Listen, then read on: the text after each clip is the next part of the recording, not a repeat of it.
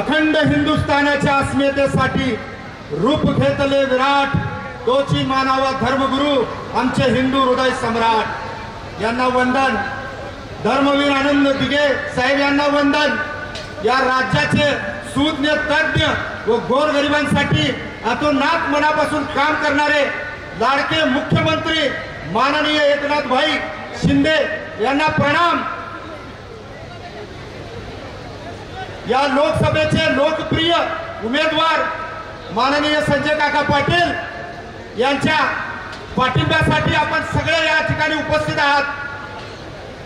सर्व मान्यवर व्यासपीठ व उपस्थित सर्व मतदार बंधू भगिनी व सर्व शिवसैनिक मित्रांनो, माननीय वैभव पाटील दादा, जिल्हाध्यक्ष वैभव दादांचं आगमन स्वागत आहे। बोला। मला 2 मिनिटात या ठिकाणी भाषण संपवायला सांगितलंय, तर खऱ्या अर्थानं जास्त न बोलता मनापासून बोलतो की मन म्हणतंय पुन्हा एकदा विश्वास टाक। मन म्हणतंय पुन्हा एकदा आपला विश्वास टाक, कारण आपला उमेदवार आहे सगळ्यात हमखास।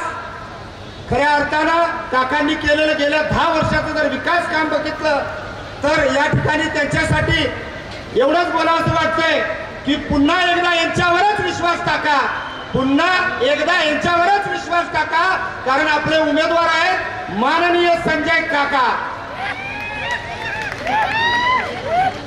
ज्यांनी उभ्या आयुष्यात विकासाचं काम केलं नाही, खुशाल घरात बसून राहिला तो विशाल, त्यांची कवच विजवणे उमेदवारांनी मशाल।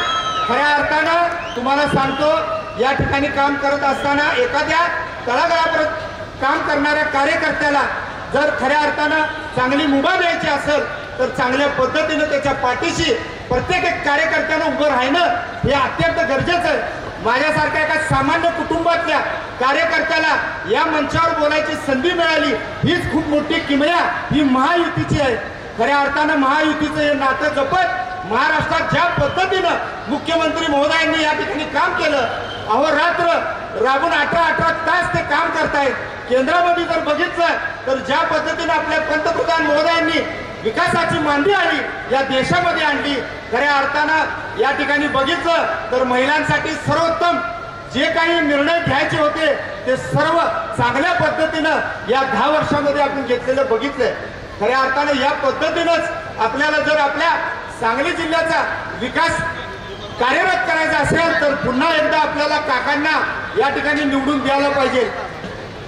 आता राजकारणात एक नवीन आले ट्रिक, सामाजिक क्षेत्रात काम करण्याची जो करेल मॅट्रिक तेच करू शकतोय या सांगली जिल्ह्याच्या लोकसभेची हॅट्रिक म्हणजे आपले काका पुन्हा एकदा हॅट्रिक या ठिकाणी करणार, एवढं या ठिकाणी बोलून थांबतो।